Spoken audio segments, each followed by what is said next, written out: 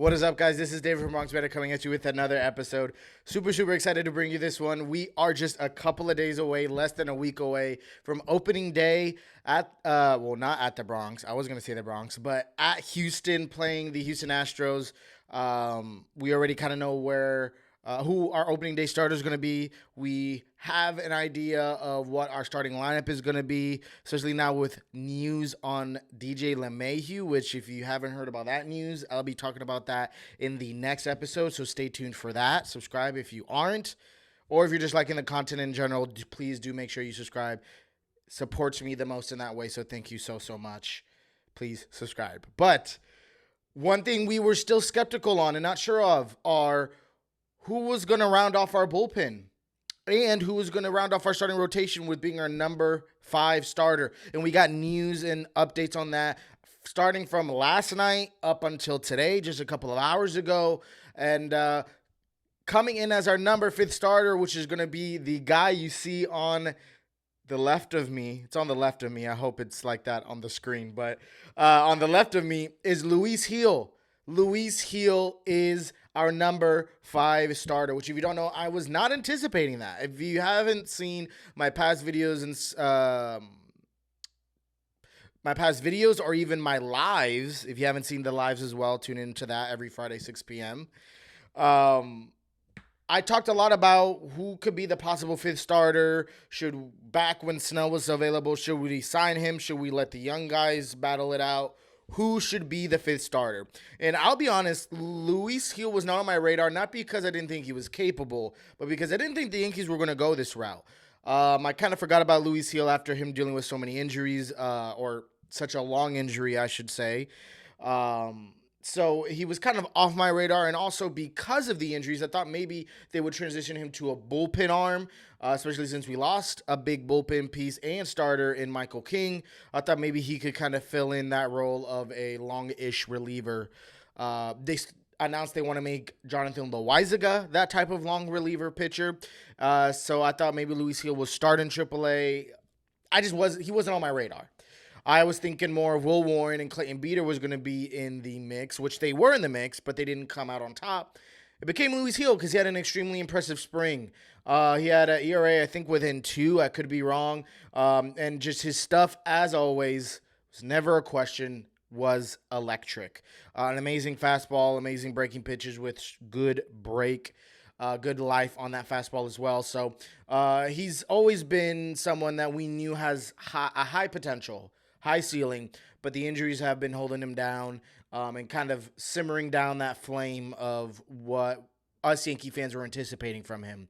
Now he's healthy. He had a great spring. Why not give him this shot again? With Cole being out, he would fill in perfectly, I think, for a 5th starter. I was more rooting for Beeter if you guys didn't know, but Luis Gil is our 5th starter. I am so excited to see what he could do, even maybe more than what I was anticipating from Beeter. I am super excited to see what Luis Gil can do from our 5th spot. I think he could really take this opportunity and break out and be a mainstay in our rotation somehow. I don't know how, but somehow. So I'm excited of this move more than acquiring Snell, more than acquiring Lorenzen, which I never was a fan of acquiring. More than acquiring Trevor Bauer, more than acquiring Jordan Montgomery, all of them. Though the Yankees still are in talks with Jordan Montgomery, I just don't think there's anything to it, really. Especially with the Yankees now announcing Luis Gil as a 5th starter, I almost think those negotiations probably completely stopped. And I'm going to be so looking forward to what kind of production Luis Gil could give us. Now, more moves have happened beyond just Luis Gil becoming our 5th starter. And a name that I mentioned earlier in this video, Clayton Beeter, is not completely ruled out. Will Warren, yes, he got assigned to minor league camp. Clayton Beeter, on the other hand, no. He's been announced as of today. He's on the major league roster. He's going to be on the opening day roster. Most likely, I'm assuming Luis Gil is going to be the 5th starter. Beeter, with a strong, dominant, only 2 pitch mix, but a dominant one.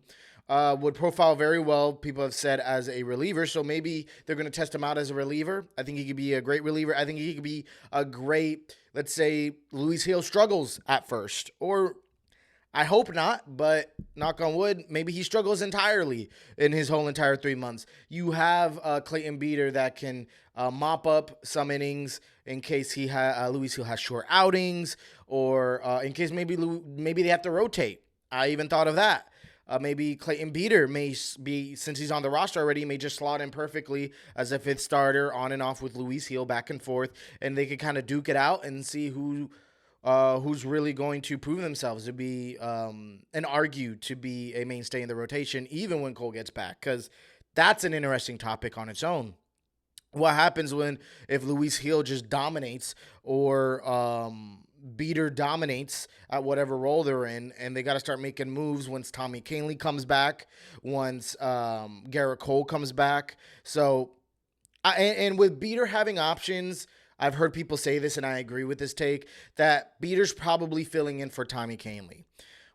Giving him a shot, seeing what he could do in the major leagues, and then once Kahnle's healthy, Kahnle's going to obviously be back on the roster, and then Beater, with him having options to AAA, you can move him down and just make that easy switch or adjustment. So Luis Gil being our fifth starter, Clayton Beeter being, which I'm excited to see what he can do on our opening day roster, is on the opening day roster, most likely in the bullpen. And then we also found out that Nick Burdi, I haven't talked too much about him on the channel. Fireside Yankees have had amazing videos and breakdowns on him. Talking Yanks have expressed their excitement on what he can produce. He's a pitcher that has struggled with injuries and has been struggling to be a mainstay in the majors, more because of his health than anything. But, man, is his stuff incredible. Throwing over 100 miles per hour, relief pitcher. He's had glimpses, even in his short stints in the majors, had glimpses of just amazing productivity. And scouts and obviously the Yankees believe that he can have a really big breakout this year. So I'm super, super excited to see what Nick Burdi could do. Again, letting some of these guys that you have a little bit of uncertainty about but have a high ceiling, letting these guys play now. Luis Gil, I have uncertainty. I don't know how healthy he's going to stay, but he has a high ceiling. Beater, we're not sure what he could do in the majors, but we know what he's been able to do in spring training and AAA. Nick Burdi, we've seen, again, like I said, glimpses of what he could do in the majors. Now, let's see. The uncertainty is his health, so let's see if he can figure it out. And again, what better way to kind of let all these guys prove it and show it with this high potential, which is the key word here, than in the beginning of the season. So, and again, as guys get back from being healthy and not healthy and so on and so forth, you make adjustments and you'll know what to do from there. This is kind of similarly to the boat that Ian Hamilton was in last year, and look what he did. He proved himself, and he's arguably slotted in as a setup guy for us this season. So that same thing can happen with Nick Burdi. That same thing can happen, obviously in a different lens, but that same thing can happen with Luis Gil and as well with Clayton Beeter. The Yankees aren't shy. If you prove yourself, you'll be in there. So they're letting these guys prove themselves, and I'm so excited to also see what Nick Burdi could do. I mean, it's special stuff. Special stuff. I don't want to jump the gun here, but with Clay Holmes becoming a free agent after this season, if Nick Burdi shows up and shows out, or Ian Hamilton builds on top of what he's already produced this last season into this season, either one of them could easily be either our new closer or new setup or closer by committee, whatever role the Yanks want to do in case they don't want to bring back Clay Holmes. But a lot of pitching and roster moves have unfolded. Again, recapping that is going to be Gil as the fifth starter, Beater most likely filling in for Kahnle until Kahnle returns from injury in the bullpen. Could be a great mop-up guy. And again, in the beginning of the season, you're not going to have all of your guys go 6-7 innings. They're probably going to go 4 or 5 innings still. They're probably still ramping up. So why not have someone, Beater, that could go a couple of innings to help alleviate the bullpen and the mileage on the bullpen a little bit. And then you have Nick Burdi as well, which I'm super, super excited what he can do because we've seen what he's been able to do. So there will be more roster moves unfolding in the next couple of days. I'll try to bring that to you guys as soon as I possibly can. But man, very, very exciting stuff. Again, I'll be talking more about the hitting side. The next episode is probably going to be based on the opening day lineup and projections. But yes, let me know what you guys think about all this down in the comments below. And if you liked today's episode, please make sure you subscribe down below. It'll truly mean the world.